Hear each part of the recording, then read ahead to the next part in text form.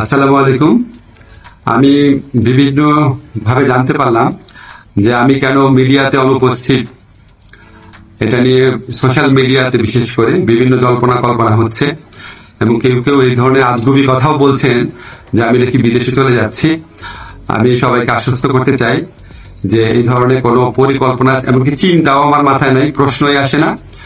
আমি মনে করি এই ধরনের গুজব, গুঞ্জন এবং আজগুবি বিভিন্ন তথ্য যারা ছড়াচ্ছেন, এটা হচ্ছে আজকে ছাত্র জনতার যে ঐতিহাসিক জুলাই বিপ্লবের মাধ্যমে আজকে যে জনগণের প্রত্যাশা সৃষ্টি হয়েছে সেটাকে বিভ্রান্ত করা এবং জনমনে অহেতুক প্রশ্ন সৃষ্টি করার একটা অসৎ উদ্দেশ্যে করা হচ্ছে। আপনারা কেউ বিভ্রান্ত হবেন না।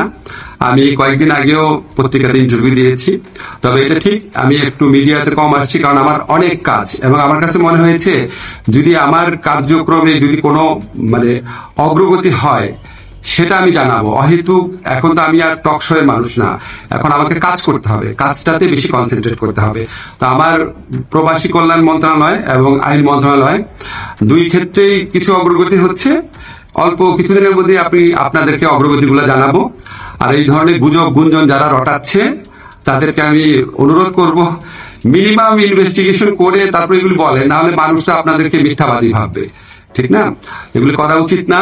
বাংলাদেশকে একটা নতুন বাংলাদেশ গড়ার জন্য, রাষ্ট্র সংস্কার করার জন্য আপনারা বরং পজিটিভলি আমাদেরকে সাজেস্ট করবেন, ভুল হলে বলবেন।